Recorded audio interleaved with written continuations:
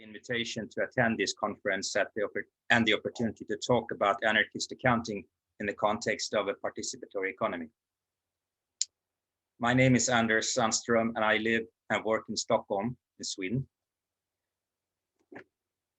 I am a trained accountant with a degree from Uppsala University, and I am the author of the book Anarchist Accounting, Accounting Principles for a Democratic Economy, that was published by Routledge in November last year. I, as well, and Jason and Mitchell, who will hold a workshop on participatory planning after this one, and Robin Hanel, who will also hold a workshop in the next block about development and investment planning, are part of an international group of people that advocate an economic model that is called participatory economy. Michael Albert gave his presentation on the participatory economy on Friday, and Savina Chowdhury talked about reproductive labor in a participatory economy yesterday. At the moment, the group includes people from Sweden, Finland, UK, the US, Canada, and Ireland.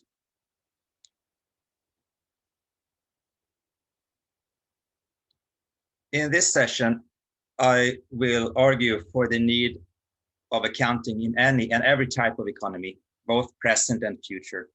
Historically, this has not been the stand of all anarchists. Secondly, I will briefly recap the model of a participatory economy as a platform for an accounting system. And thirdly, I want to identify some of the more important accounting challenges that the participatory economy would encounter if implemented, and suggest possible solutions to these challenges. And in doing so, also present a rough sketch of an accounting system in such an economy. My proposals in this regard, of course, should not be considered a blueprint written in stone, but merely a starting point for a discussion that will be continued indefinitely.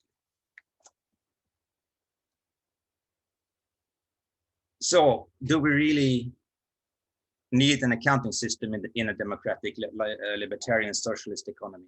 Isn't accounting something that only makes sense in a capitalist economy with markets and private property?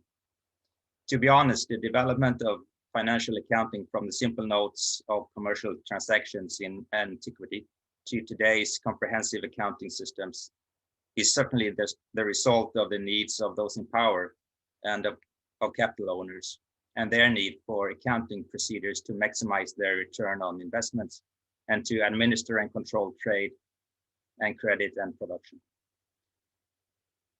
Perhaps it's not surprising that the radical left, including many libertarian communists and followers of the Russian anarchist Peter Kropotkin, early on had a strong negative attitude towards bookkeeping and accounting, given that these activities were considered to be an integral part of the system that they wished to abolish.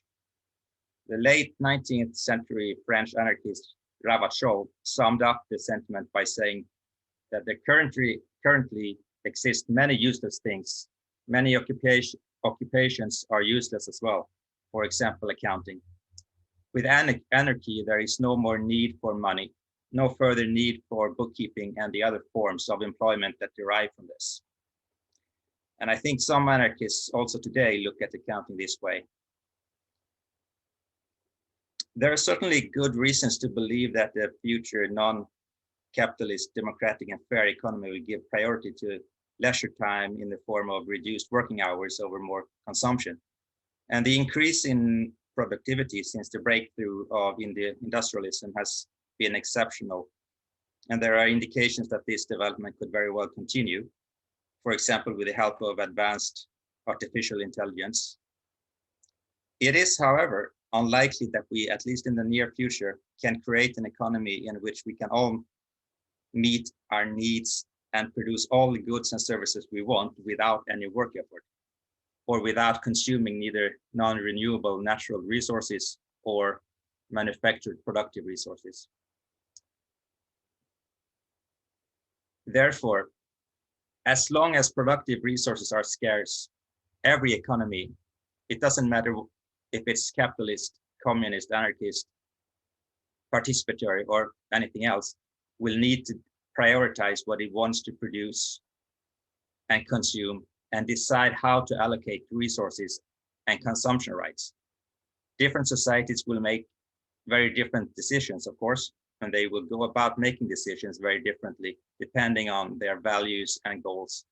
But they all, by necessity, need to choose some alternatives over others. The definition of an opportunity cost is the potential benefit from an alternative use of a resource that is sacrificed when a resource is used for a specific purpose.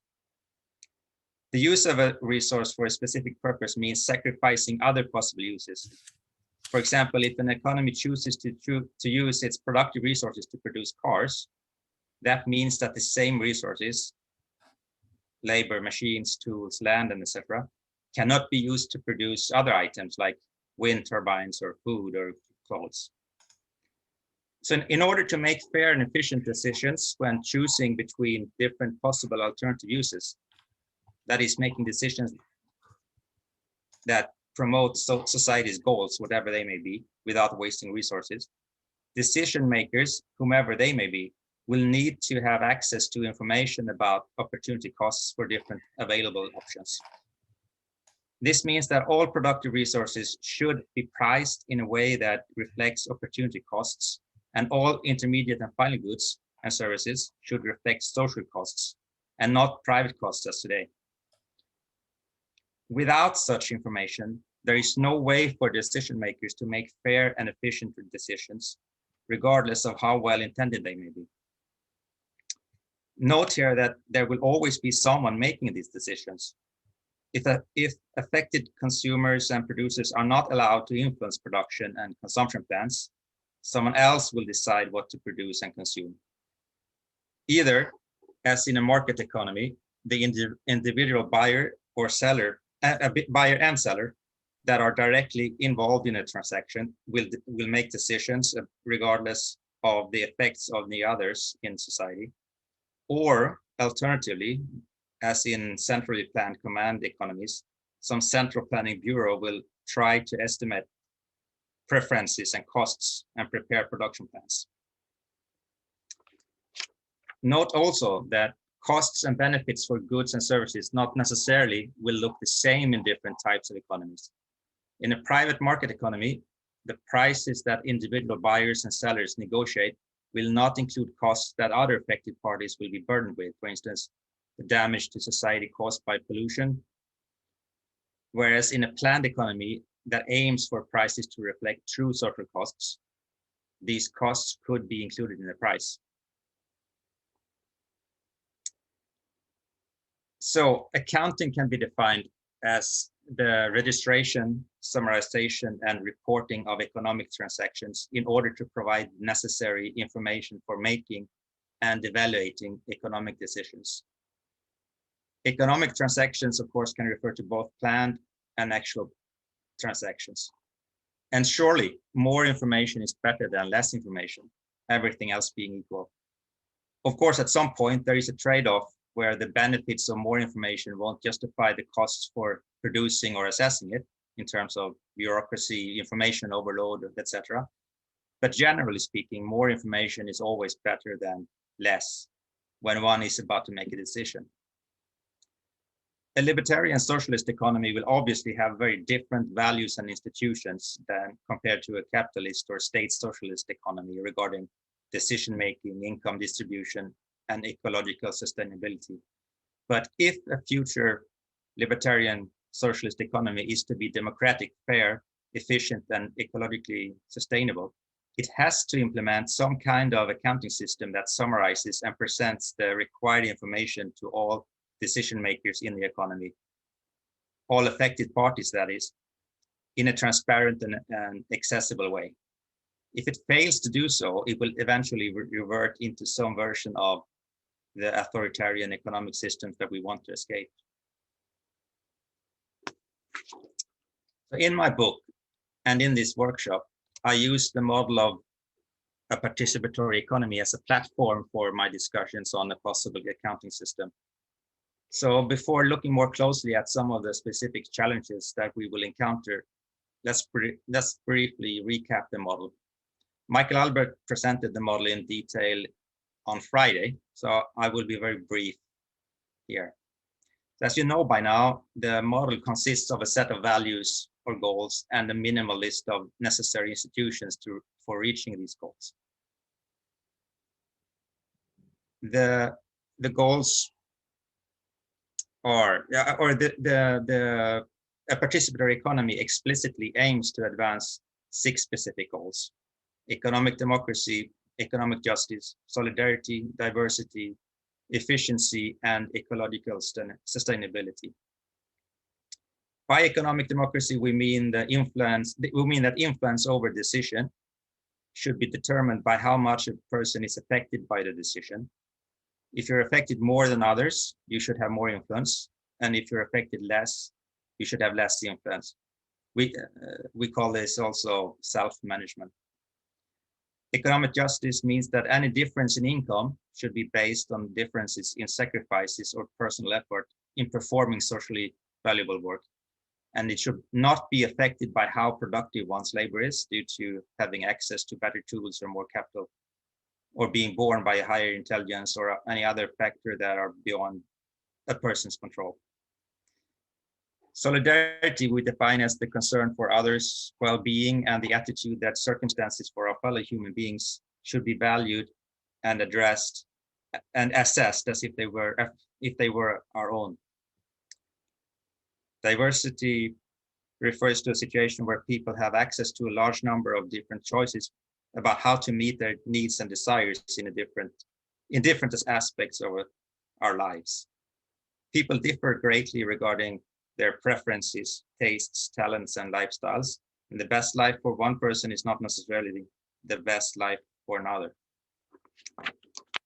Efficiency means that our goals are achieved with the least possible waste of resources, time, effort, and energy. A participatory economy wants to maximize human well-being for all without any necessary waste of our shared scarce resources. These 5 goals already indirectly support ecological sustainability, but long-term sustainability and the concern for the environment is an important and independent value in and of itself. So the model then defines a minimal set of key institutions designed to maximize the potential for achieving the goals. First, democratic worker and consumer councils. In a participatory economy, influence over decisions is not based on ownership of private property or on bargaining power for different persons or groups. Productive resources are commonly owned. Instead, people meet in democratic work and consumer councils and their respective federations, where they discuss and vote on decisions regarding their own affairs. All members have equal rights and all members have one vote. Then we have the balanced jobs, which means that to the degree possible, every workplace in a participatory economy is expected to combine tasks into jobs that are roughly comparable in terms of empowerment. This means that all workers perform some tasks that are empowering and some other tasks that are less so. The idea is not that everyone should perform every task in a workplace. There will still be specialization. Balancing jobs for empowerment will help equip all members of a worker council to participate meaningfully in democratic decision making. Then we have compensation based on effort and sacrifice and need. Workers who choose to put in a higher level of effort in their workplace should be allowed to receive more income. Worker councils are required to establish procedures of their own choosing for grading members' efforts. Effort and sacrifice can take different forms, of course, such as working longer hours, working at a higher intensity, or performing more dangerous or unhealthy tasks. How members grade effort is up to them, and worker councils are likely to design different procedures for this purpose. And finally, participatory planning. In a participatory economy, the coordination of economic relations among producers and consumers is done via a unique democratic planning procedure called participatory planning, whereby self-managed worker and consumer councils and federations propose and revise their own production and consumption plans over a number of iterations. The basic steps in the annual planning or participatory planning procedure are relatively simple, at least in principle, although not necessarily in the details, as we will soon see. But in principle, it's simple. Workers suggest what they want to produce. Consumers suggest what they want to consume. Prices are updated based on excess supply or demand by a non-decision-making so-called iteration facilitation board. And the steps are repeated in a number of iterations until a feasible plan is achieved, which is until there is no longer any excess supply or demand for any product or service in the economy. Jason and Mitchell will talk more about the planning procedure in a separate workshop after this one. At this point, it might be worth to think a little bit about why we don't believe that the market will be acceptable as the allocation mechanism for a participatory economy. Because if we would accept markets as our allocation method, we wouldn't have to worry about defining new annual planning procedures or worry about any of the accounting issues that we will soon talk about. Instead, we could focus on the other institutions. Actually, most of the alternatives to capitalism that have been presented in the last decades after the breakdown of the Soviet Union have more or less accepted or even embraced markets and have promoted one or another version of market socialism. They have basically taken markets as a given. Why do we think this is a bad idea? What are the main arguments against the market? So here I just want to briefly present 4 arguments against retaining the market system. Markets are unfair, first of all. In a private market economy, capital owners receive profit without doing any work. And when labor is hired through a labor market, regardless of the ownership model, those who make a greater contribution to the company's revenues will get a higher income than those who contribute to a lesser extent, regardless of their effort or sacrifices. And this goes against and is not consistent with our definition of economic justice. Secondly, markets undermine solidarity and promote selfishness. Markets encourage forms of human interaction that are characterized by pettiness, while cooperation based on respect and empathy are discouraged. Markets reward those who most effectively exploit human beings and punish those who treat others fair and with respect. So the way in which we regulate and coordinate our trade and economic activities affects the type of people we become, and markets are social environments that nurture callousness while punishing solidarity. Thirdly, markets are undemocratic. Markets undermine the character traits and abilities that are necessary for the democratic process, such as the ability to manage and communicate complex information, to take collective decisions, and the ability to feel empathy and solidarity with others. Furthermore, market transactions always favor those with more wealth and capital assets over those with less. Capital owners receive most of the efficiency gain that market exchanges may create, and economic liberalism leads to greater concentration of wealth. And in a political system where money influences electoral prospects, this also means the concentration of political power. And finally, markets are inefficient. Economists say that an outcome is efficient if there is no other possible outcome in which at least one person is better off without someone else being worse off. This is called Pareto optimal outcome. A broader definition, which economists sometimes also use, says that a result is efficient if it maximizes the net social benefit. That is the difference between the total benefit and the total cost to society. Based on either of these definitions, even most liberal economists today acknowledge that markets allocate resources inefficiently when there are externalities and or the competition is weak, and or the markets are out of equilibrium. They argue, though, that these situations are very rare and they can be sort of disregarded. Let's briefly look at these situations in turn.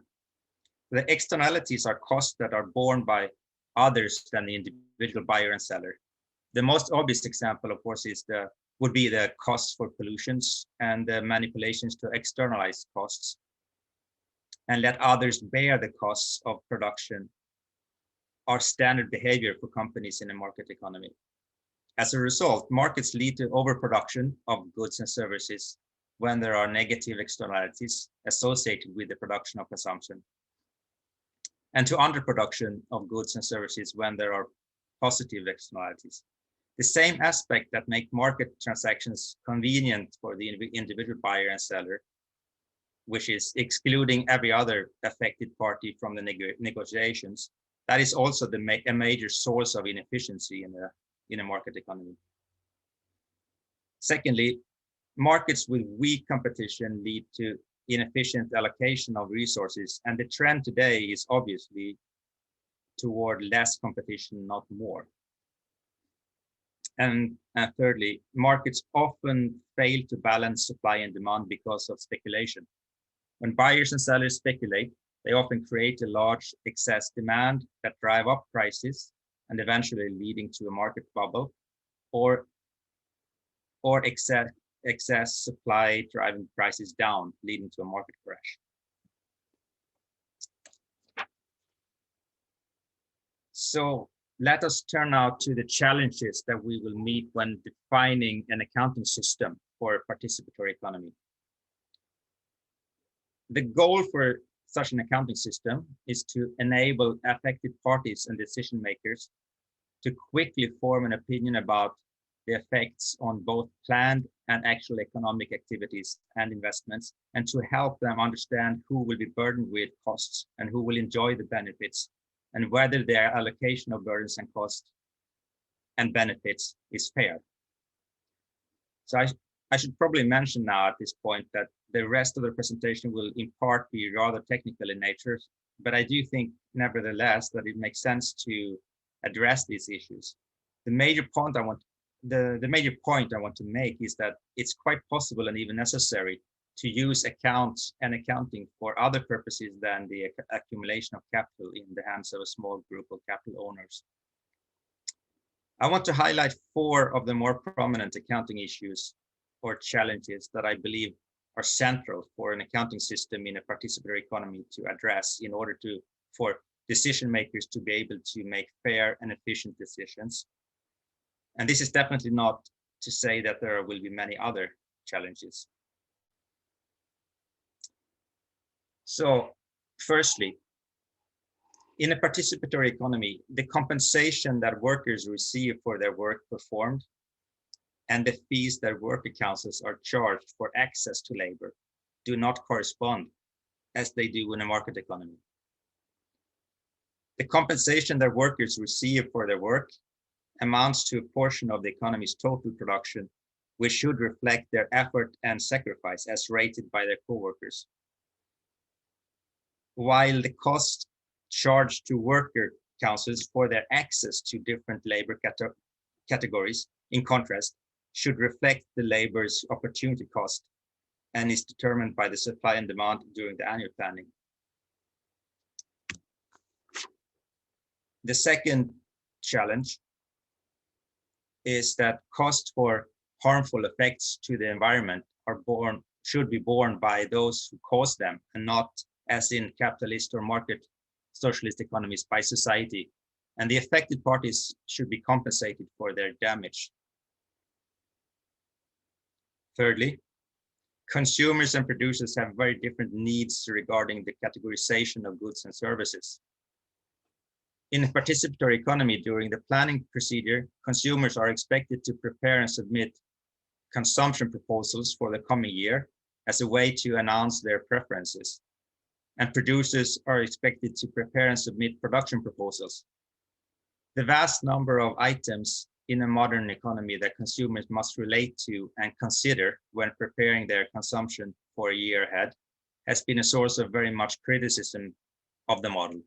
For instance, David Zweckart has called the participatory economy model nonsense on stilts, mostly with this in mind. And likewise, Sat Ackerman of Jacobin magazine has been very dismissal of the model on the same grounds. Consumers and producers obviously have very different needs and requirements for how the categorization of goods and services should look like when preparing their proposals. Consumers want and need only few core categories with as few details as possible when preparing their consumption proposals.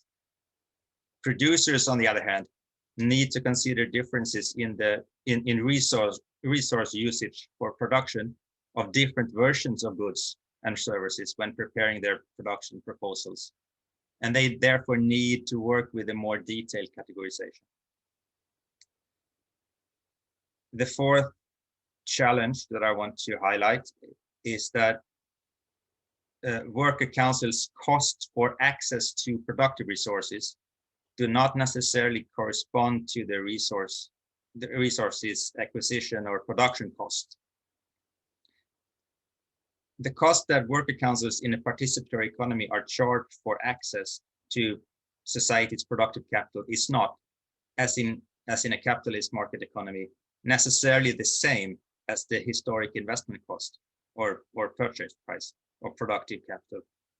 In a private market economy, companies buy productive capital and spread out the investment cost over the lifespan of the resource through depreciations. In a participatory economy, the worker councils do not own capital assets. Instead, they belong to all citizens in a society. The cost that is charged to worker councils for access to different categories of capital assets should reflect the opportunity cost for the use of the resource as decided in the annual planning. This cost will not be directly related to society's historic cost for producing these resources. Decisions to produce productive capital assets are made in a separate investment planning procedure that precedes the annual planning, in which representatives from federations and consumers and producers participate.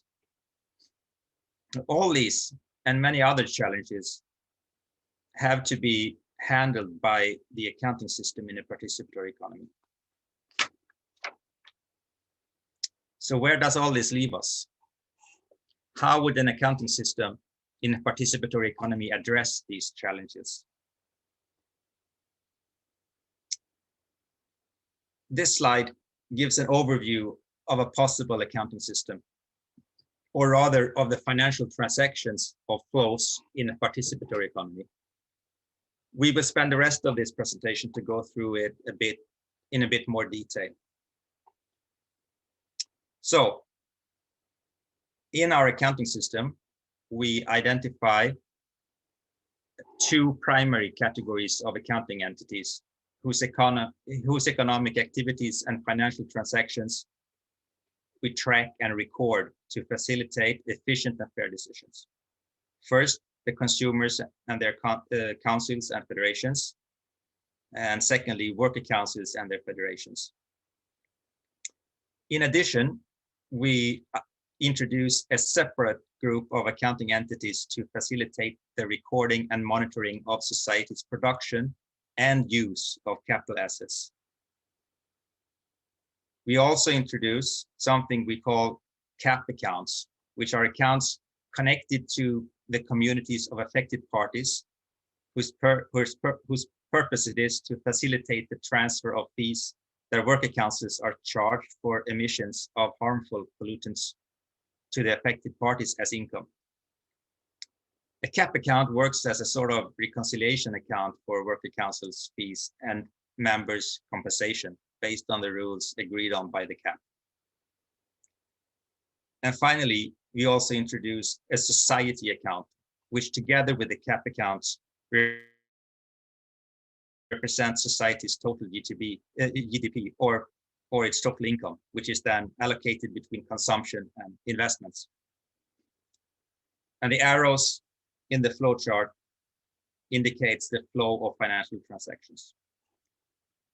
Let us start by looking a bit more closely at consumers' sources of income in a PE. At the aggregate level and over time, consumption in a participatory economy equals the sum of income from 4 sources. First, income as compensation for socially beneficial work based on their effort ratings in their worker councils, indicated by arrow 1. Note here especially that, and this is kind of important, that the worker's compensation for work will not affect the worker council's accounts, but rather come from the society account. However, at the same time, worker councils are charged fees for their access to labor, which are decided in the annual planning procedure and should reflect labor's opportunity cost. These fees become part of society's income and is credited to the society account as represented by arrow 12 in the flowchart. The second component of consumers' total income is their compensation from politically decided and specified national programs, such as children retirement and disability benefits, arrow 2 in the chart.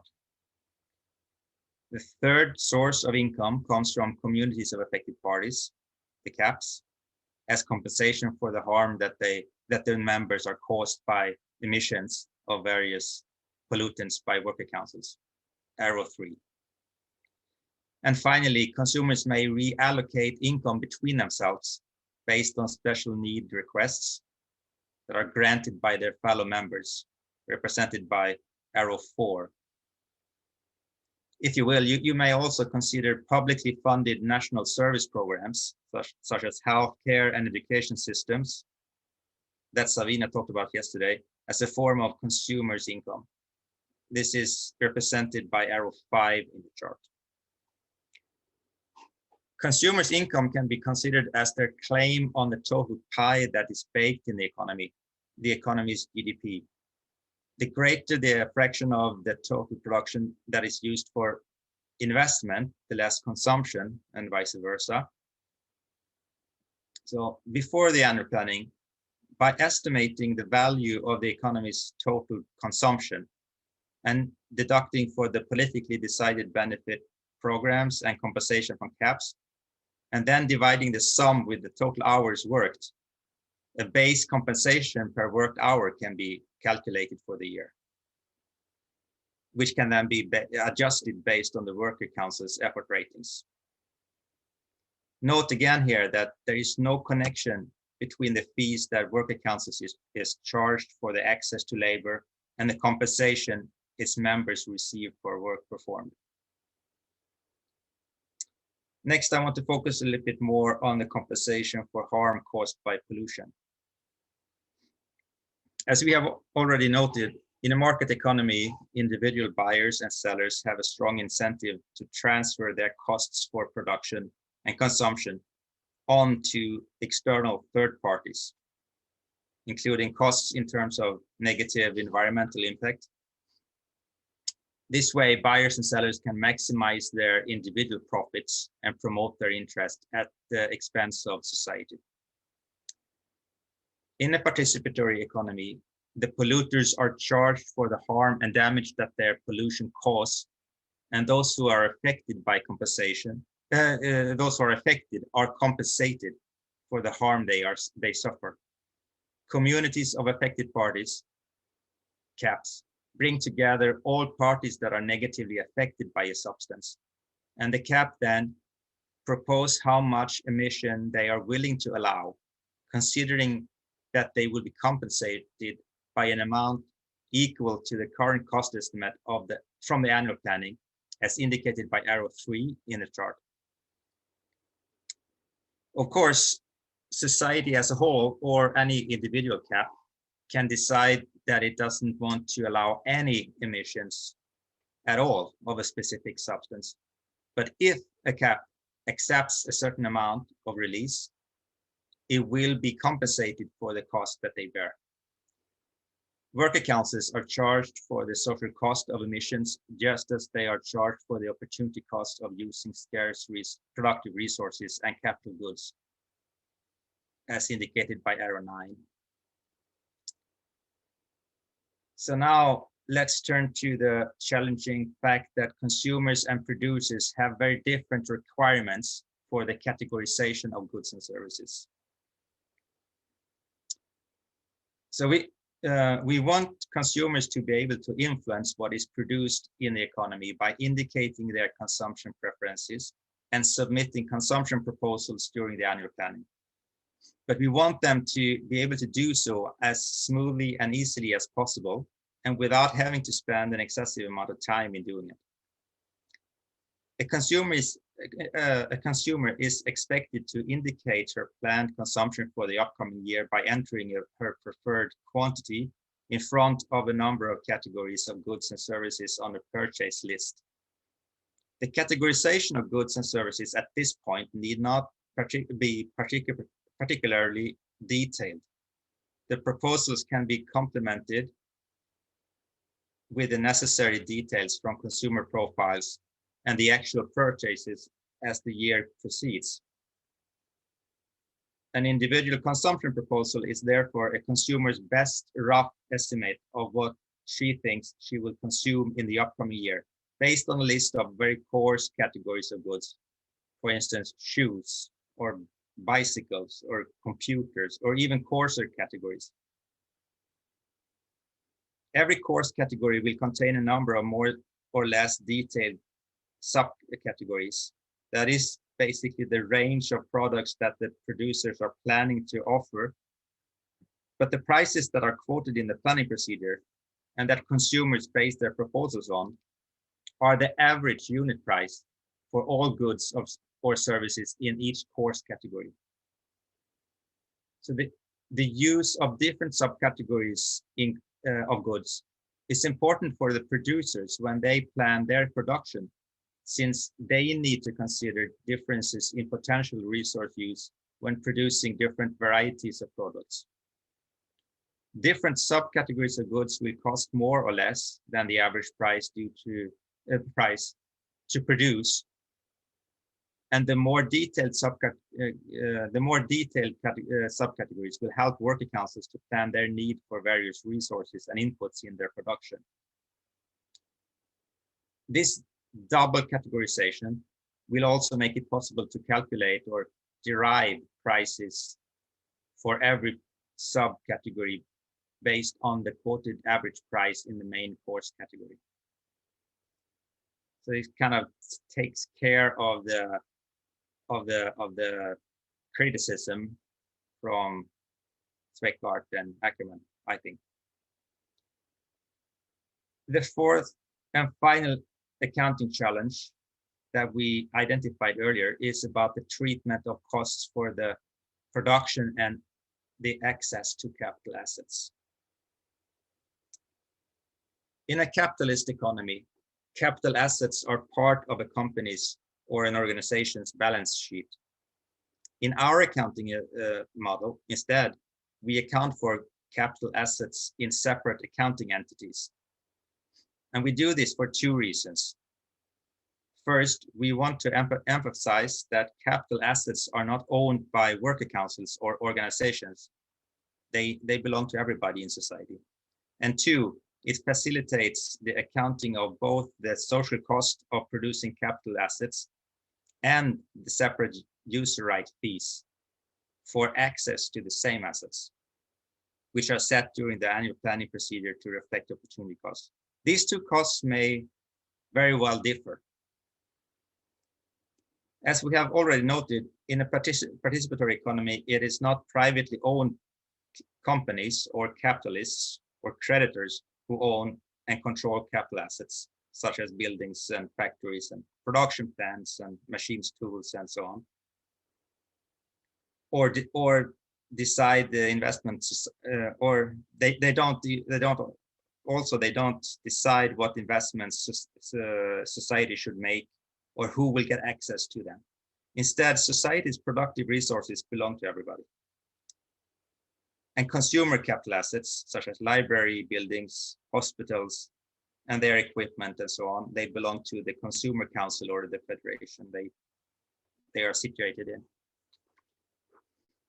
At the lowest level, these sets of capital assets that are used for accounting purposes really do correspond to today's balance sheet of the individual worker councils and consumer councils, in the sense that they identify and record the assets that are used by the individual councils.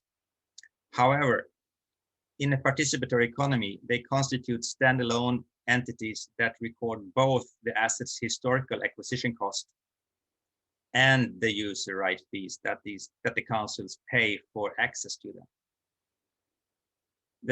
For purposes of analysis, these sets may be consolidated geographically into ever larger federations, all the way up to the highest federation levels. Every defined industry and consumer federation may constitute a separate accounting entity for which the sets of assets are consolidated and monitored. The production of new capital goods is handled and decided in a separate investment planning procedure that precedes the annual planning. And Robin Hanel will explain this in detail in a separate workshop after this one. When a set of manufactured capital goods is expanded, that is, when a new capital good is acquired and added to the set, the social cost of its production is charged to the set and will become an asset. Newly produced goods are financed through the society account, as indicated by arrow 14 in the flowchart, and the funds are forwarded to the worker councils that produce the capital goods, which will record a credit entry. Then, when a worker council gets access to the productive capital asset, it is charged a fee for the right to use the asset, as indicated by arrow 10 and 11, which is determined in the annual planning procedure.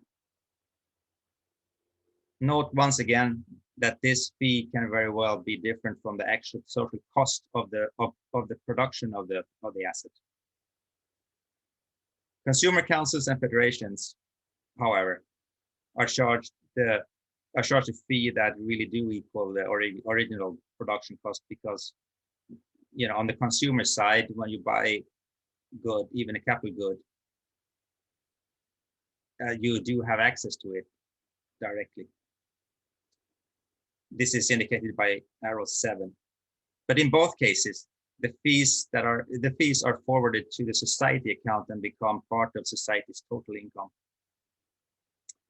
But finally, and to sum up, let's take a quick look at the society account. In my accounting system, the society account records and tracks society's income and how it is divided between consumption and investment. It provides a summary statement of sorts of the economy's different sources of income and its allocation.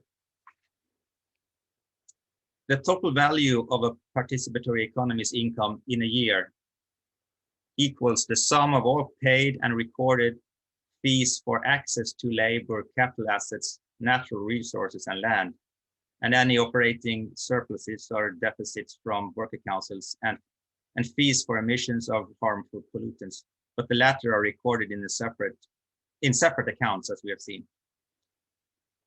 The total income in a year will correspond by necessity to and be divided between the economy's total consumption and investment, after adjustments for international trade transactions, which we haven't talked about here today. Consumption, represented by workers' income from work performed, consumers' income from national benefit programs, and costs for public service systems, are all recorded as debit entries in the society account. And the funding of investment expenditure for productive capital assets, consumer assets, inventory, and non-productive and non-capital assets are all recorded as debit entries. So this has been a very sketchy description of a possible accounting system in a participatory economy.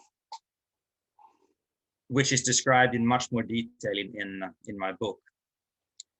As a closing remark, I'd just like to say that the implementation of a new accounting system is, of course, not a task that has or should have a high priority in a situation where the daily resistance to a capitalistic system is mainly focused on mitigating its worst effects.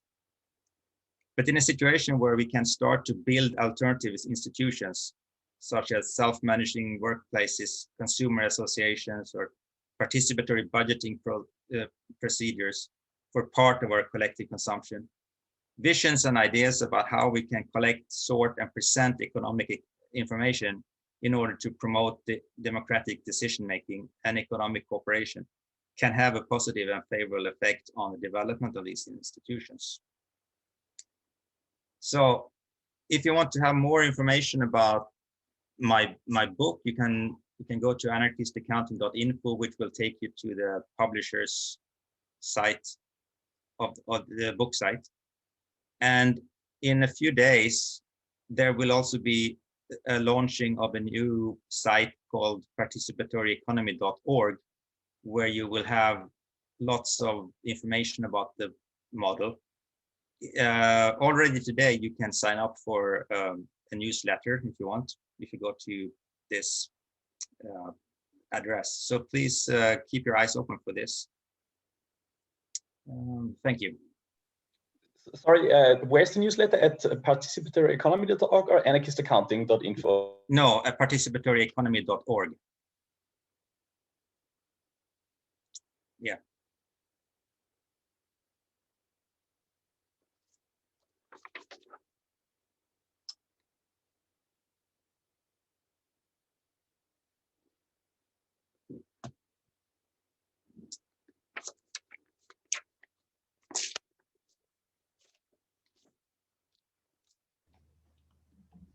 So are you taking some questions now, Anders? Or should we have a short break, perhaps?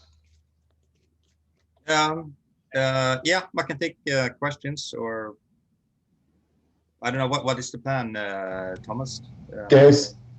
There's one question in the chat, if you like to look at it. We have to prioritize somehow. I do not know how do we do it with mics and chat.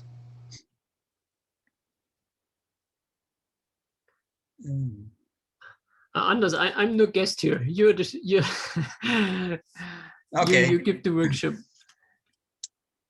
All right. Let me see. Let me read through the question. Shall I read the question aloud? Or... Oh, please do. Yeah, please do. So the question is quite a long one. Question/criticism up for discussion. What do you think in nationalities in a form of state economy? I think the idea could gain a lot by coming away from this constraint of having a fixed society identity or a society account. Only arguing against market economy without criticizing the state and its involvement, especially when we're talking about monopolies, etc., seems like falling for the ideology of free markets. The market is co-controlled by and interlinked with by the state and its entities. So it would be necessary to build an economy that is also free from the idea of state, to come towards a paracon, questioning hierarchies and privileges as well, especially to come away from the dangers that lie in the structure as you propose to lean towards centralism with the idea of society, fees, taxes, and this closed and rigid model of organization. Rigid models, in my honest opinion, lead to people breaking out of them and starting to self-organize again. Okay, I think for me, at least as an accountant, I see the society account as an accounting entity that is necessary to organize the flows, the financial flows in an entity. It doesn't really, it's not connected to any sort of really power or anything like that. It's just something that is needed for an accounting system to work. Somewhere, I mean, you know, the flows need to end up somewhere. And since that we don't have dividends to individual consumers or to owners. Nobody owns things. There has to be there has to be another recipient for these things in an accounting system. And so there has to be something similar to a society account. And it makes sense, I think, also to think of administrative entities as, something similar to not states, but nations or whatever you would call them. There has to be some kind of geographic entity, I think, just for administrative reasons. Once again, I don't see any connection with power or something that is connected to what I call society accounts. So there's a follow-up question. So who organizes this society account? Yeah. So I, at least in my view, all this accounting, the whole system kind of needs to be coordinated one way or the other. I mean, there has to be some kind of what I call support units. In my book, I identify something called support units that are basically units with no decision-making power at all. But they do perform the task of providing information to coordinate things through the year, to sort of facilitate the implementation of these decisions that has been decided in the planning. All these things that today are done by back office units in big conglomerates. I mean, all these kind of things. There is a need for that also in the future libertarian society. The point is that these support units that do all these things have no decision-making power, and they answer to the federations and to the institutions that set them up. So these support units are not self-managed, and the reason for that is that they do perform tasks that are empowering and could lead to, if they were self-managed, they actually could lead to, I think, what you are afraid of. So at least in my view, what I see as the answer to this is that this kind of infrastructure of coordination units in a society has to be there, but they cannot be self-managed. They are support units. Okay, I see that Mark has their hand up, and then after Mark, Claude. Go ahead, Mark. Thank you for your presentation.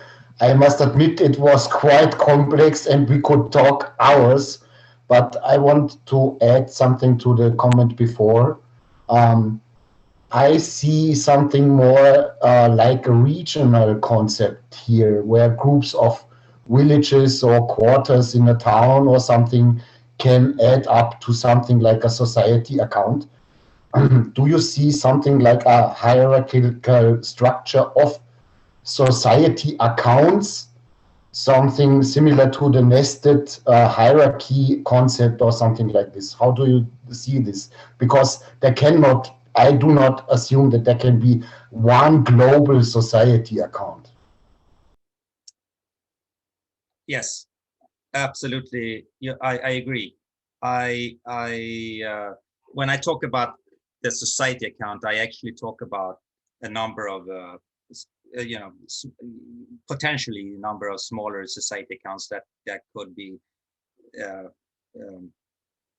be sort of brought into under the umbrella of a larger sort of society account.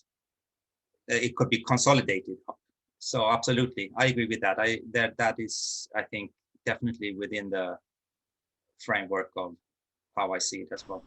Yeah, but do you see something like a grid structure, a hierarchical structure? How do you see that? Have you thought this out?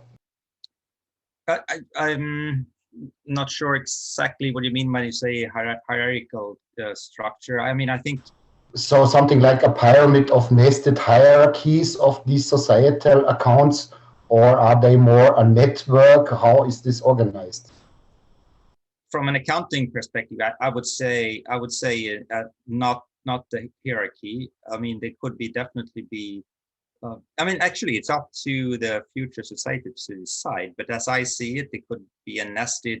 You know, each region would have sort of could have control of their own sort of account. But in the end, though, I mean, for I mean, since the planning is done for the whole sort of entity of a nation, that's sort of the context of the planning procedure. You have to sort of end up in the nation level society account. So I still don't really see it as a hierarchy of accounts. But whenever you ask permission to use resources in the sort of, you do need to, in the end, the debit and credits need to end up in the society account at the highest level in the end. I don't know if that makes sense or not, but maybe for someone who is maybe an accountant would think of it as that it makes sense. I don't know. Did it make sense?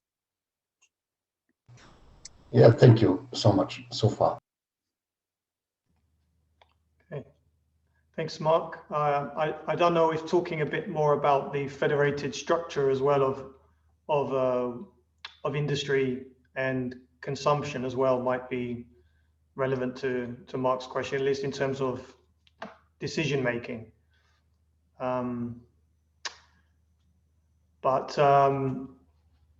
Yeah, Claude, please go ahead. Thank you. So just to ask, did I understand correctly that in a sense, in the model there is, I would say, some sort of a collective ownership, let's say a regionally differentiated collective ownership? Because my understanding is that basically, say a city or a village can opt to invest by withholding consumption and allowing for the creation of a capital good. And once that has happened, then this capital good is more or less in the, say, ownership of the council that created it. And subsequently, it can receive kind of like compensation from the society in the future. Is that correct? So that it's really that kind of the capital assets lie in the hands of given consumer councils. Yeah, this is kind of interesting. There are two sort of two things that are interesting in this, I think. First of all, you know, if you're talking about investments in terms of assets that a region or a consumer council will have access to,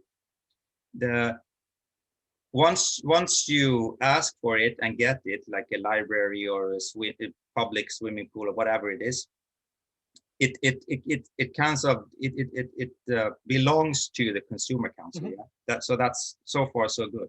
When it comes to the funding of it, and I had the discussion about this with Robin Hanel, and so in his view, and also I think now with mine, the funding of it is always done in the same way as for any other capital asset. So they don't really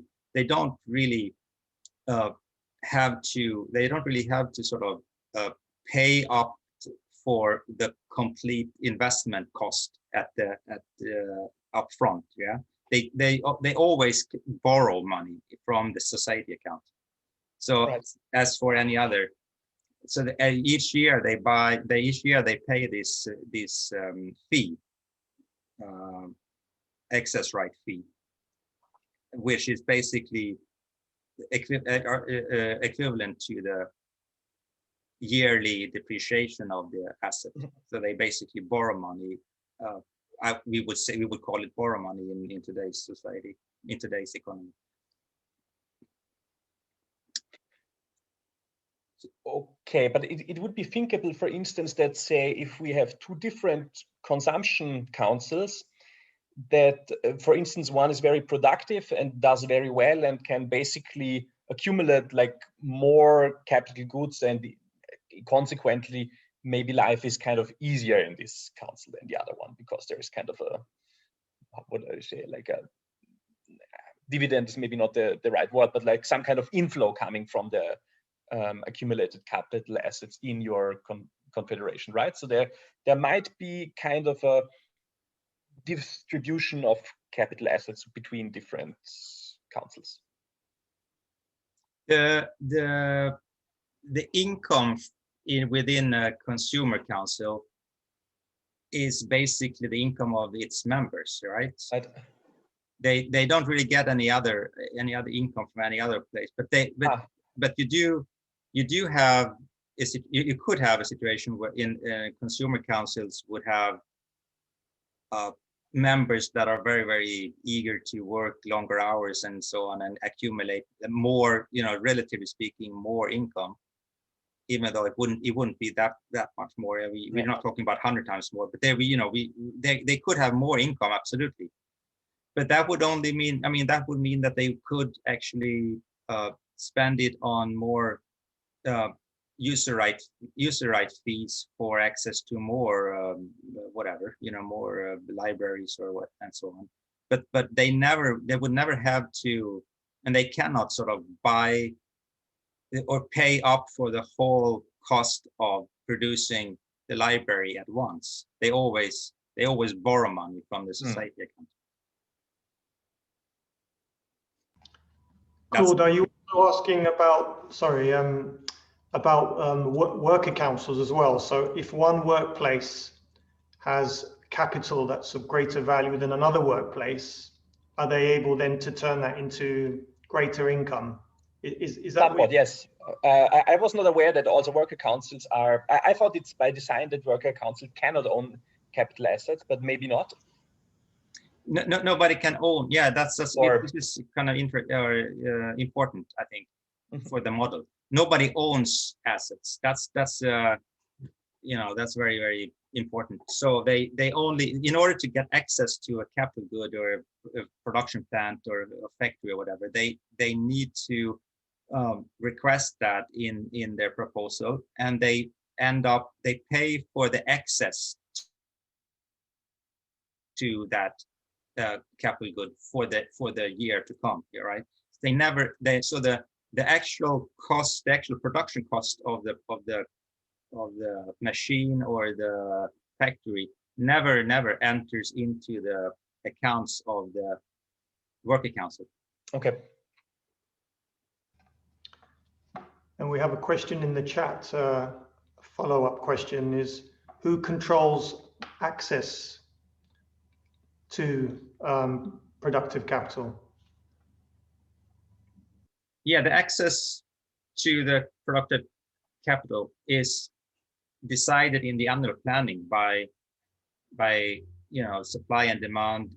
Any worker council has to prepare their production proposal, and in that proposal they request access to any and every capital good that they think that they need, and throughout the iterations, the access fee will go up and down depending on the excess supply or demand, and so they end up. So that's how the access to capital good is distributed.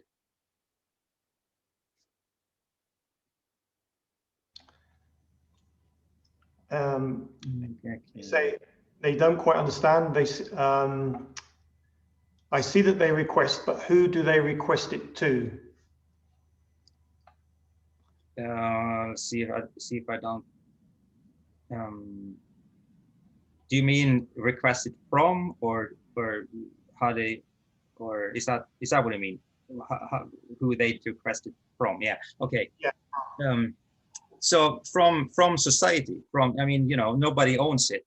It's what is produced has been decided in the investment planning. So there is, when the year starts, in principle,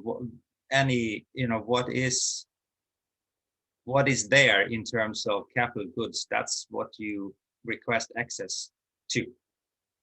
So there is no one owns it. It belongs to everybody in the society.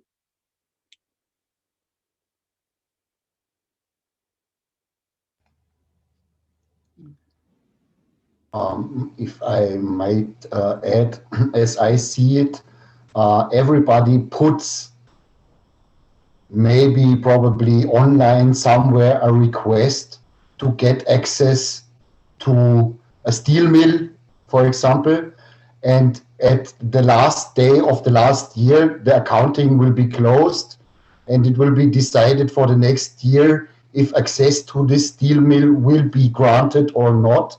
But this might be done by some sort of cloud. Yesterday, for example, explained by something like a process that is not controlled by any organizational unit or by a control unit, access unit, as you called it. Did you say control unit? The accounting unit, something like this.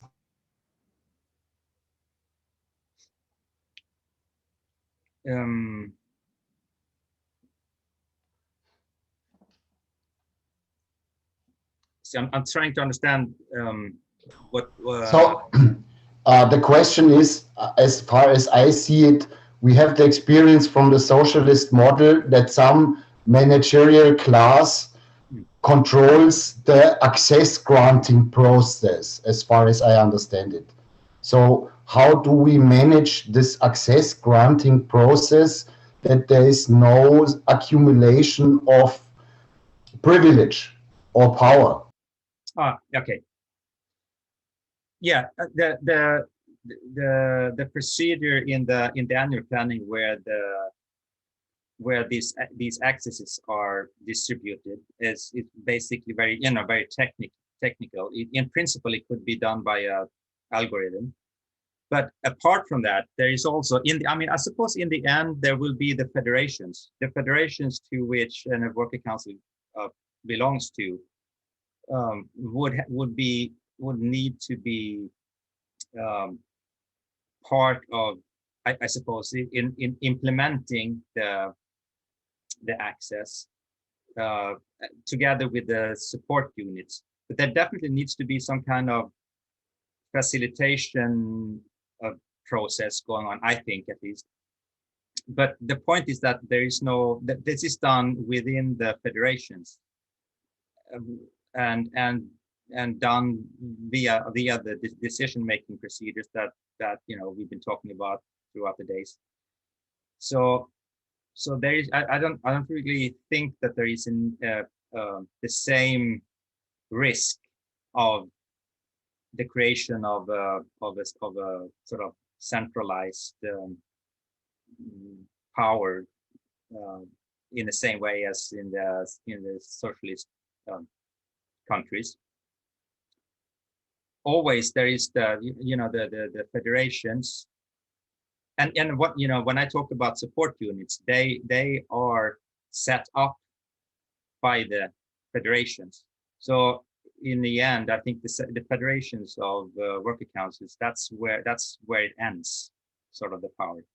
If there is a need for coordination and any other kind of resolving disputes and everything like that, the worker councils together with and the help from the support units. That's how I see it. Can I just add something quickly, Anders? Which is, I think these questions have to do with understanding how the annual planning procedure works. And I'll be covering that in a bit more detail in the next workshop, if you're interested. Because then you'll see how in the planning procedure workplaces make requests for access to not only capital, but all types of inputs. And as long as they're demonstrating that their request is socially responsible, that the benefits that they're producing are greater than the social costs, then that gives them the rights to access these resources. And then the second question, I guess, then is then the logistics of who actually delivers these capital and inputs to the workplace later. And I think that's where federations and support units come into it more, but hope that's a little helpful. Claude, you have your hand up. So yes, I'd have actually two contributions to the question of how to decide, or like kind of conflicting requests. So I think that there's two parts of it. One part, indeed, I see that mathematical optimization techniques certainly could add to this. In a way, let's say, you could quantify how many requests cannot be fulfilled. I think this is the measure of how scarce a resource is. If, say, you have a factory and you have enough production time for everyone, we have no kind of production conflict. But if there is more requests than possible runtime in, say, a year, then I think this is also a notion that is within an optimization problem known as the shadow price, because this is then a so-called limiting constraint, and you can see how severely overcrowded basically the ask on this constraining production capacity is. And that should certainly be seen as an indication that opportunity cost for this given resource should be graded higher, because there is kind of like a jam in this kind of thing. Now, I do think that SHDRM's question is very reasonable, because if there's a jam, decide who gets it. It's not so clear. I think you could think about rotational principles, at least if you have something like runtimes that you see, okay, we have like twofold over demand for this thing, and then you could think about fairly assigning 50% of the runtime for each of the requesting factors. It could also be related to kind of the weighted by the society's demand for the requesting basically units. So for instance, if we see that there's a very, very high societal demand on one type of production, this might be prioritized, I would say. So I do see to some extent how this could be addressed algorithmically. Nonetheless, I do think that every now and then there might be hard decisions where I'm not completely sure how to resolve them. Maybe one would have to form kind of an arbitrament council if, say, maybe production facilities needs to set up for a certain type of production and it cannot be changed like on and off so easily. Then maybe it's really the case that two requests are mutually exclusive, and then I think we have to have some kind of like a conflict resolution procedure, something like this. That's at least my 2 cents on how this could be addressed. Yes, this is interesting, and I agree with what you said. Absolutely, I think it's interesting because if you talk, for many economists, when preparing or setting up equations and models, they kind of assume that you will always by increasing the price based on excess supply and demand, or by changing the prices by excess supply and demand, you will end up in a where every request and demand is matched completely. But in real life that will not happen. You will end up, even though most of the problem will be taken care of by adjusting prices, you will never, I think you will never, or you will very rarely, seldom when it comes to capital goods, end up where there is a one-to-one match. So you do need to have, what you say, some kind of decision making when there is, even if there's only 2 or 3 worker councils left that request the same production plant. You still have to decide who of those remaining 2 or 3 or whatever. So and then that's when you come to the situation that you described, I think. And I don't really have any preferences, really. I mean, I think there can be many different ways of dealing with it, but it has to be dealt with, and that's where I see the need for support units that is set up by the federations. Absolutely. Mark, go ahead. Yes, thank you for this insight.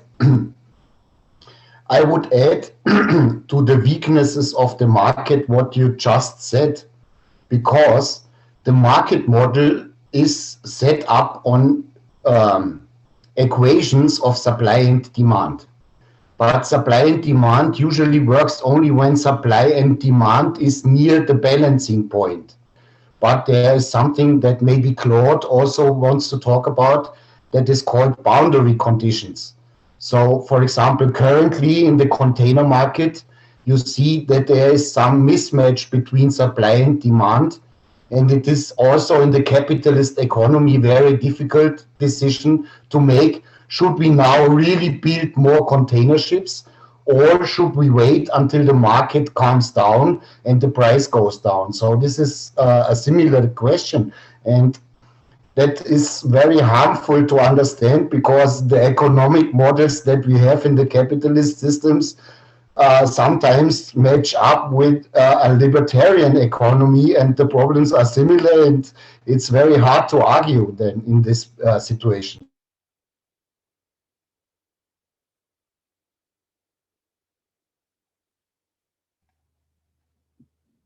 Okay.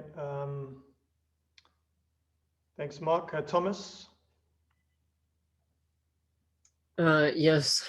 I have a question because there is always the word money in, or not always, very seldom the word money in the book of Michael or in your book. And where does the money come from? Are there any banks? How is this problem to be, is this problem addressed? Because money is in capitalist society a very big problem. And how would you address it? How would you deal with that? Yes, also an interesting question. It kind of depends on the definition of money. I think money in terms of bills and coins, I don't think it's really necessary. There is, of course, the need for some kind of currency that is to be recorded on the accounts. There is no bank in my, the way I see it. There are no banks. Basically the amount of currency, or whatever you call it, the units, accounting units, or whatever we want to call it, is basically decided, as I see it, in the investment planning. Basically, when you sort of try to estimate the next year's total production volume of the economy, and that when you from there on, you decide how much consumption and how much investment you want to make. That's when you basically decide the amount of accounting units in the economy, really. And you have to, of course, at that point, you have to take into account, you don't want to have inflation, in the sense that the same currency account over the years. I mean, basically, they should be more or less worth the same. But all these issues I see is dealt with when you try to estimate the annually GDP for the year, and when you try to estimate how much consumption is to be and how much investment should we make the next year. So you at that point you can basically decide the amount of currency, and then once you've done that, it just circulates in the accounts. It never really needs to be anything else. It doesn't need to be there. There's no need for banks. I don't see. So that's how I see it. I think I don't have understand that. Okay, maybe we do it in an example. I work in a working council. I have a job complex, like working for. I produce bicycles. I go to the factory and there I produce bicycles. That's one part of my job complex. The next thing is I work also in, because that's not that funny. It's dirty. I have to work with steel. What would I do? to empowering work, I organize a music festival because music is my big thing. Okay, so I get in ours. I get paid from 2 companies, or not companies, worker councils. Where do they get the money from? What currency is that? Is it measured in hours? If you have accounting, you have to compare things. Money is the fluidum. You do that within our society. Before Bretton Woods, gold was the thing that you could rely on, but nowadays money can be made out of nothing. David Graeber has written a wonderful book about it, and nowadays one bank is borrowing the other bank money, and there it is. So I think money is a problem that is underestimated. That's not that easy. So I don't think I have understood. For my example, where does the money come from? You say there is no need for banks. What else? Okay, so yeah, a couple of points. Remember that the income that you get, even as a member of a worker council, that income doesn't come from the worker council. It comes from what I call the society account, right? Remember, so that's just an accounting issue, really. So your income never comes from the worker council. The worker council only is charged the access fee for the labor, which is different, which also is accounted to or ends up in a society account. That's the first point I want to make. So the second point I want to make is that once you plan the year, once you're in a situation where you plan the year, you have at that point you have already decided really the amount, the currency amount. That's already decided. You have an assessment. You have a sort of you have decided how much one work hour will be worth. Yeah, it's just a calculation. It could just be anything, really. It doesn't really matter. Excuse me, who decided that? Who decided how much money a work hour is worth? The worker councils and the consumer councils taking part in the investment planning. So it's always, that's where the representatives in the worker councils and the consumer councils, when they do the annual planning, they do that, yeah. So they also take into account the previous year and how much the productivity will increase in the next year. All these kind of things that entered into the investment planning procedure. The investment planning procedure for the next year will kind of end up with the amount of currency. And obviously you want to avoid inflation and all that kind of things. And it's quite possible to do it, planning for that not to happen. In principle, you could basically set the amount of currency to anything. From after that, it follows, all the flows of currency between different accounts, since debit and credit is always equal by necessity, they will there won't be that, you only have to decide the amount of currency once, and then it flows in the economy and through the planning procedure. Did that make sense? Or... Yes, but maybe I'm corrupted by our system. Where I don't know where the numbers come from. You say, okay, the worker councils and the consumer council, they deliberate. They have what an hour is worth. So they put just a number of 10 whatever, whatever the currency is named. Is that the way it is done? So once the planning procedure starts, you know certain things. You know the expected GDP, really, right? The total production of the year. That's what's been set. From that, you have also decided how much you want to spend on investment and how much you want to spend on consumption. And the consumption parts are translated into an annual or an hourly compensation for work, for instance, yeah, right? And then you also, when you start the planning procedure, you do have the prices, you do have the access to the outcome of last year.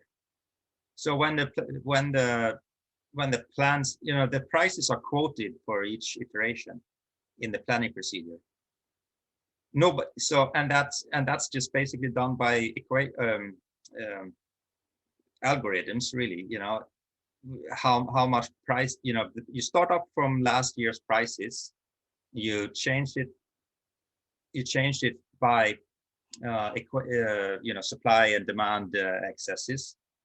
So you don't really, so when you decide how much more or less currency there will be this year, the only thing you need to do is to consider, for instance, how much will productivity increase or decrease, how much will, how much more people will there be in the economy, and all that kind of things. So there is just it boils down to a set of algorithms, really. The only thing workers and consumers do is react on prices. They react with proposals based on quoted prices.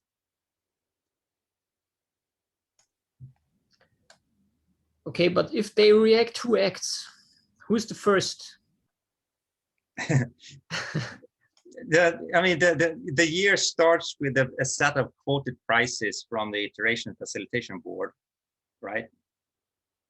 And which is basically when I suppose for the first iteration, you do start with the last year's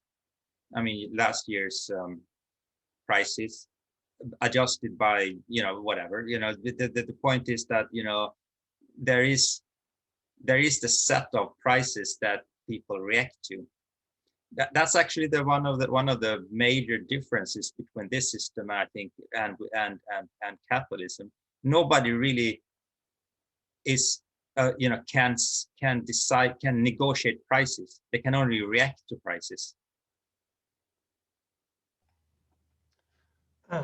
Can I invite you, Thomas, to the next workshop on participatory planning?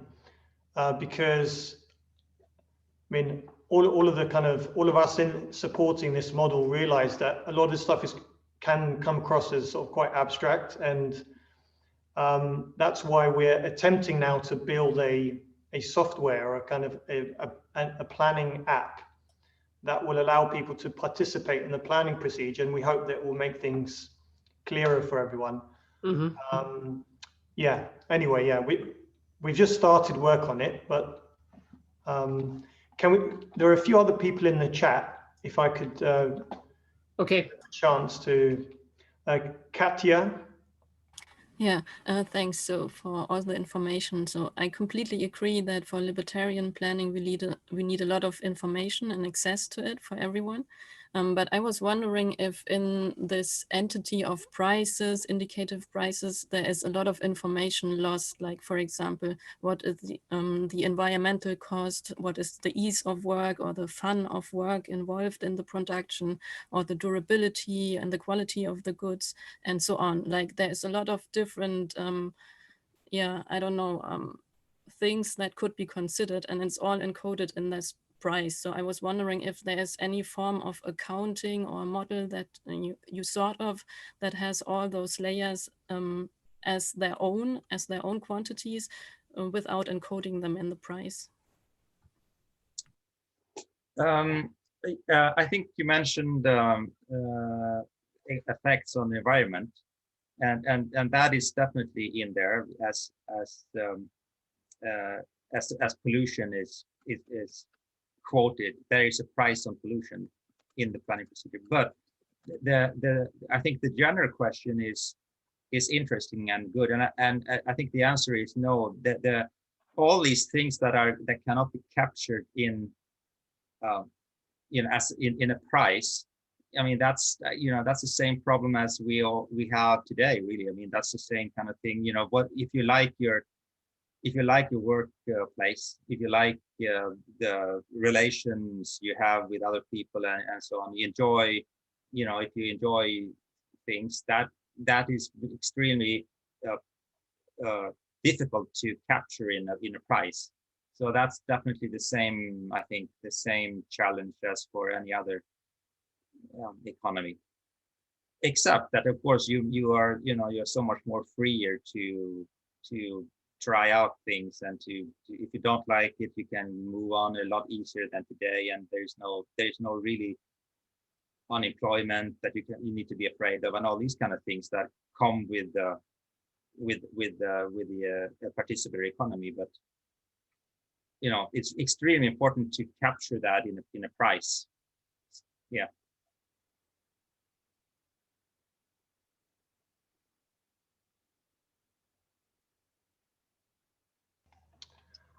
There are a few comments here in German, I believe, about Bitcoin and digital currencies.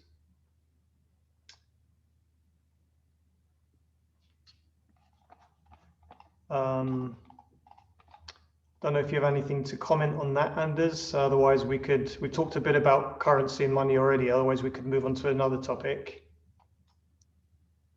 Yeah, I think the same. I think the same answer is valid here. I don't think there's a need for anything else in terms of currency than what is basically set at the start of the planning procedure. It's basically, money. It basically boils down to an accounting unit that is really moving around between different accounts. It's nothing else, really. Yeah. But it needs belief. You have to believe in money. Without believing that you get something from the numbers you have on your account, it won't work. Otherwise, it's only paper or numbers or electric impulses. Yeah, I mean, I think there are reason to believe in the accounting units that you will have on your account, right? Because you are participating in the planning procedure that leads up to what will end up in your account, right? So I think I think it's okay. Yeah, I mean, everyone in the society will have a bank account, and something similar like a debit card today. If you're thinking, you're wondering about more of the practical issues as well, and when you consume a good, you use your electronic card, and your account is debited in the same way as today.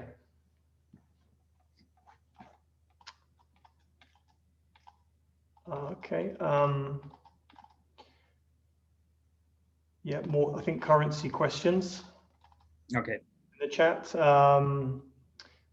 I think we need some kind of measurement of opportunity cost when working with scarce productive units. Whether that needs to be a currency is up for discussion.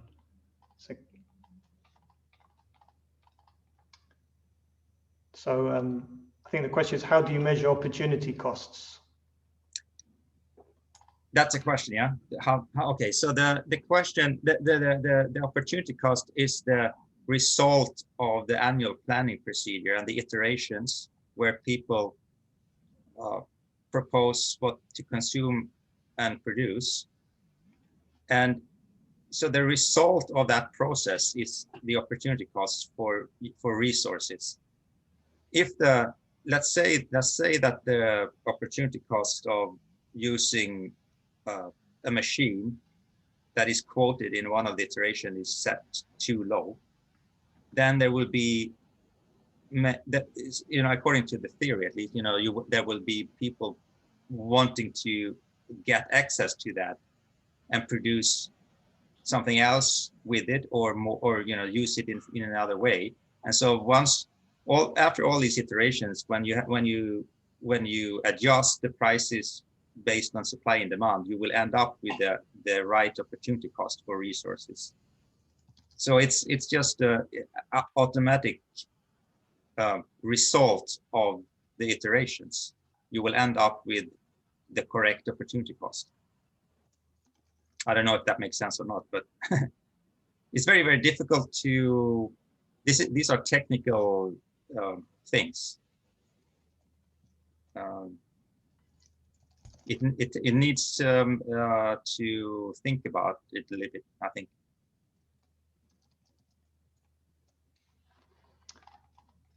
Okay.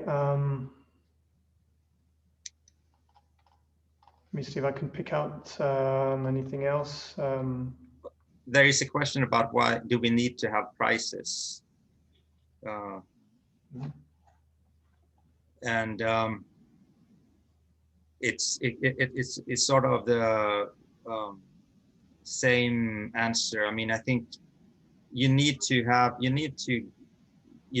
price things because you need to know the opportunity costs. That's kind of the answer.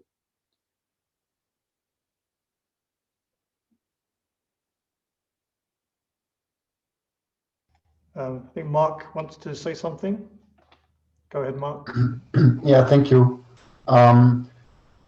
This is more something like a general question about the participatory economy, but it also is considered to the annual planning process, because let's assume every year every account is nulled. So you get new money every year. In my current capitalist society, I can save money, and after some years I can buy a nice house.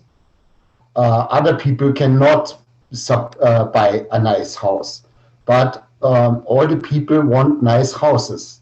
So how do we make different nice houses available for different people in this process? Or will there be only one collectivist styled house for everybody? That is not very pleasurable. I think you get it.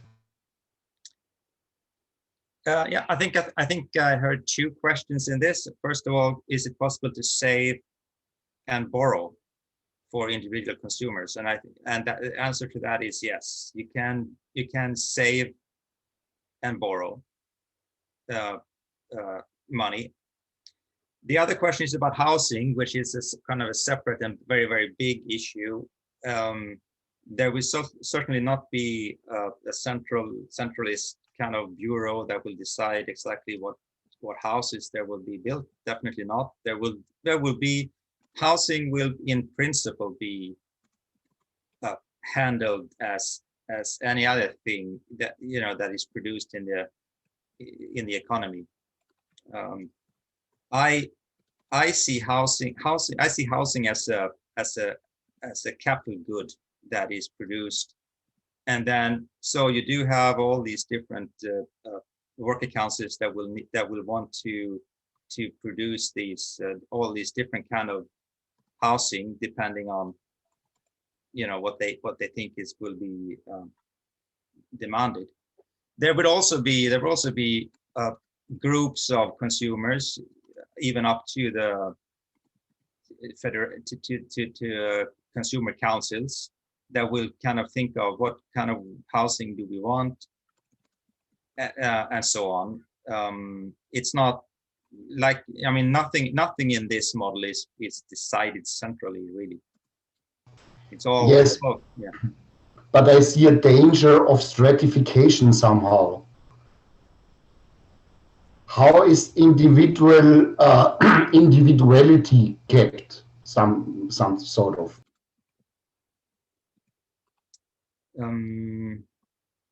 Not quite sure exactly. I think I know what he means. If you have to plan, where is the possibility to plan individually? So do people have the same looking houses everywhere? Or can, okay. The categorization, really, I mean, the categorization of goods that you want to... No, do have all shirts be the same color? Or No, can I choose? How does that work?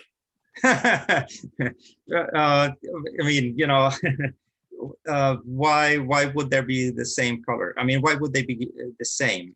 There would be a huge number of different styles and houses. There would be houses with a very good view. There will be houses close to the beach and not so close to the beach. There will be so many different housing.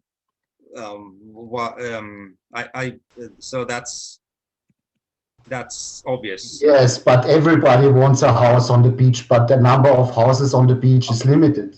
Okay, so the price to get access to that house will increase then. If everybody wants a house on the beach, so that house, that category of housing that is close to the beach, that will be more expensive to get access to.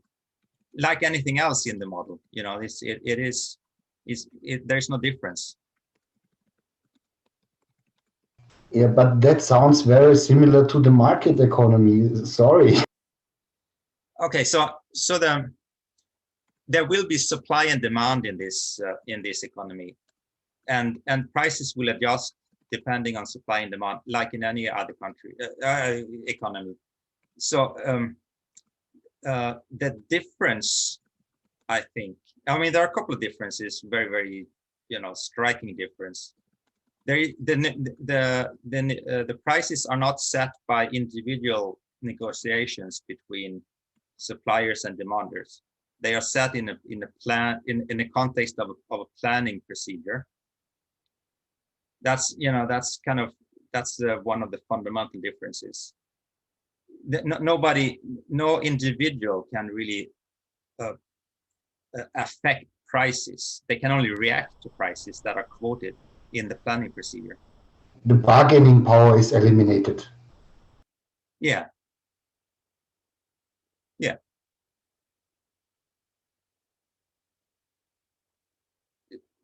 Exactly. So but you know, the supply and demand is still there. That's how you get to a price that mirrors the opportunity cost and social cost.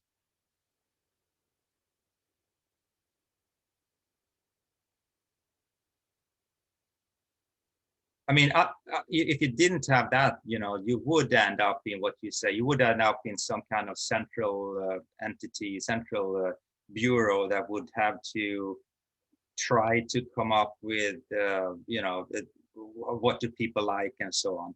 So that, I mean, that's the alternative to that, I think. Do you agree?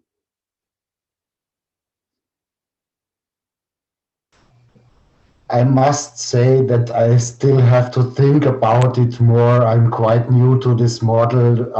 I don't get it, but I understand that to convince the capitalist born humans to the new model will involve certainly a great amount of the question of how do we convince the people to understand that they must let loose some of the current pleasures. And it will be very difficult in this way to convince them, you see. That is what I see.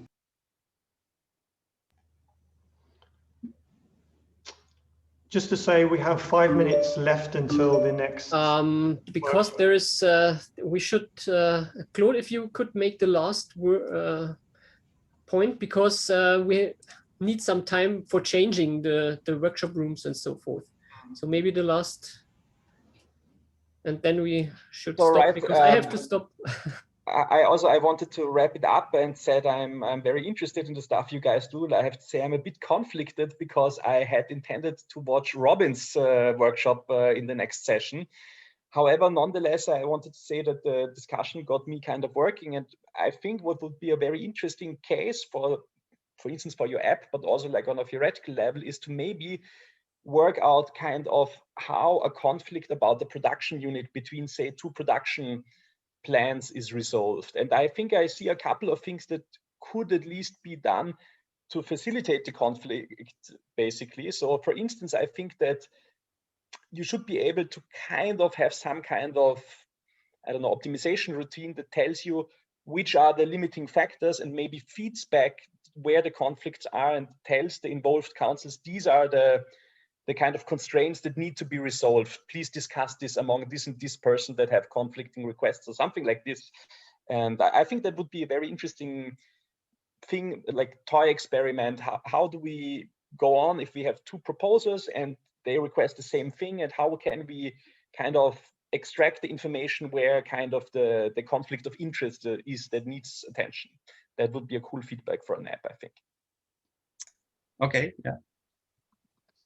Okay. So thank you very much. Very interesting, and see you. Bye-bye. Bye.